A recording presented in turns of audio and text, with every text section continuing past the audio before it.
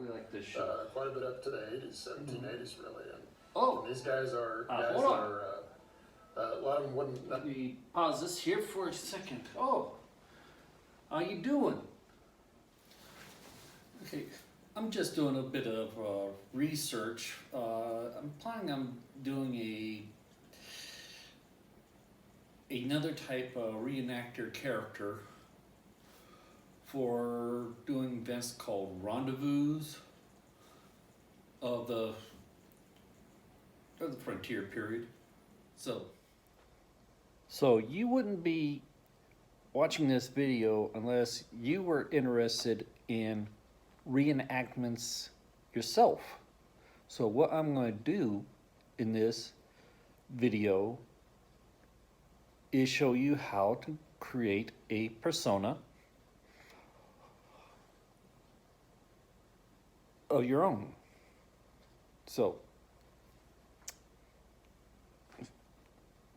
first of all, let's look at some characters I've done and what others have done.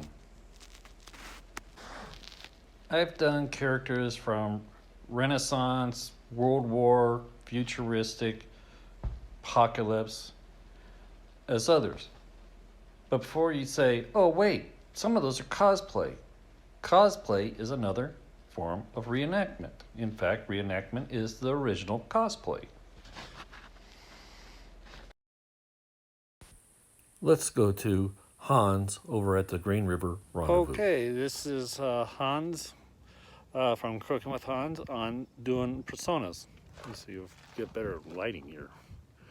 Oh, I'm over here in Pinedale, Wyoming at the Mountain Man Museum doing a segment on the personas. Well, unfortunately, I'm here on the last day, but I did buy a knife. Okay, I'll show you some pictures of what's here at the event, but they run from the second week of July if you want to come down here. All right.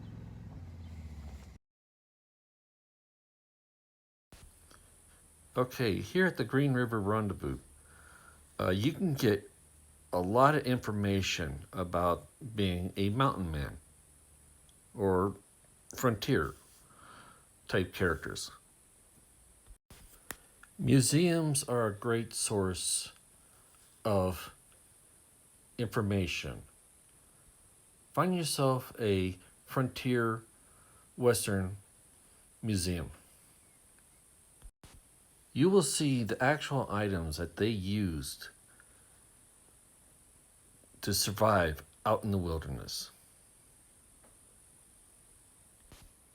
Plus, paintings can give you detailed information about the person who you're portraying or trying to portray, even if it's in a comic or history.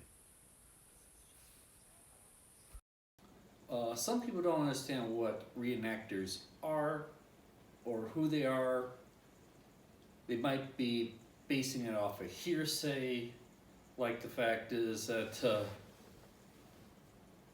I wear a German uniform as a reenactor portraying World War II. And you got people who are doing Civil War, and there's some that are wearing Confederate. Basically, they assume that the people who are wearing these German or Confederate are thinking that they are, oh, these guys approve of slavery. They must be racist because they're portraying these people. No, they're not. Because see, here's the thing. The person in the German uniform or the Confederate uniform, one, he could be gay, he could be Jewish, Polish, Italian. Same with the Civil War. He could be black as well as in German. You can be a black German soldier, doesn't matter. uh, reenactment is a non-political forum. See, we are about the history, the time period.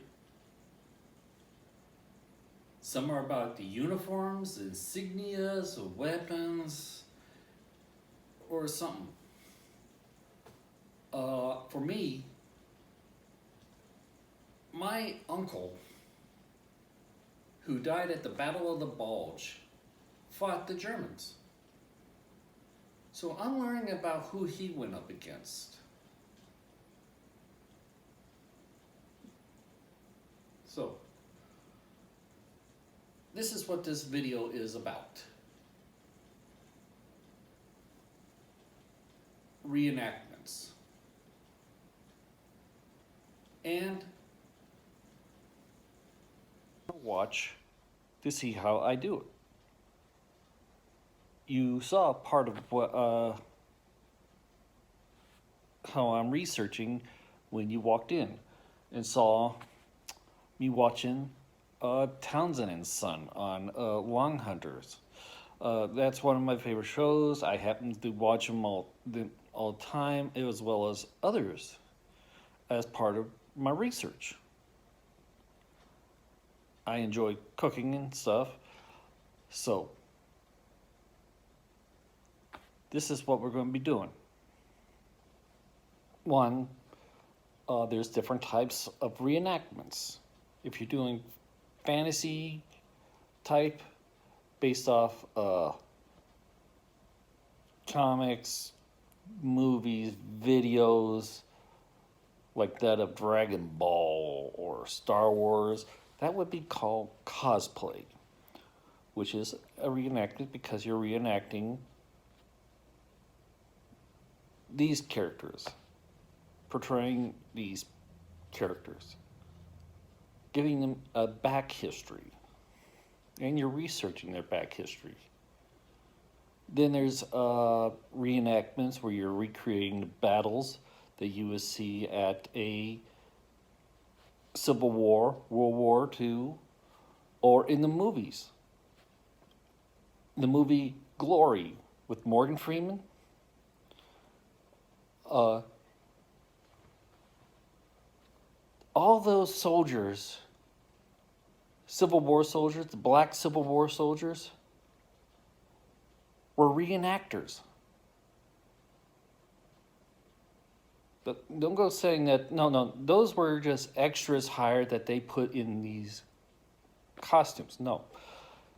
These guys are reenactors. In fact,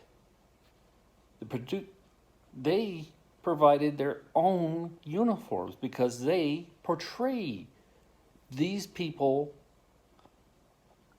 over the years.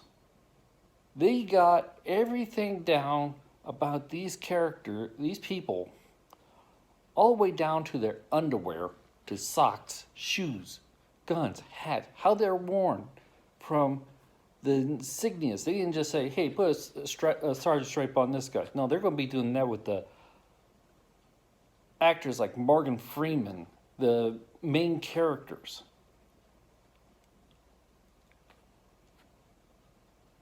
Then there's living history, where you're walking into the rendezvous or something about at a Renaissance, a recreation of a village. That's living history. From Native Americans, everything is the detail that they go into is totally phenomenal. I mean, they're learning about how they lived, how they survive, how they cook, mending clothes, making clothes, everything. When you've decided what type of reenactment you're going to do, you want to start by creating a library. With me, I'm starting with the American Mountain Man Handbook and the Book of Buckskinning, as well as books that illustrates their life and explains it, like the autobiographies on certain characters from the Old West or the history you're portraying. For me, I will have to learn stuff about trapping, starting fires with flint and steel. Reenacting has encouraged me to learn a second language, that of German. Create a collection of catalogs and create a list of the sites where you can find your reenactment supplies for the time period you're portraying.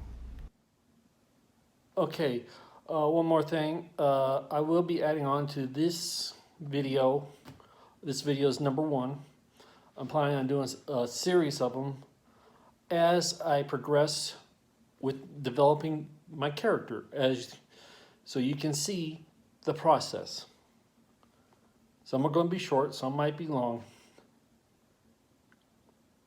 but have fun.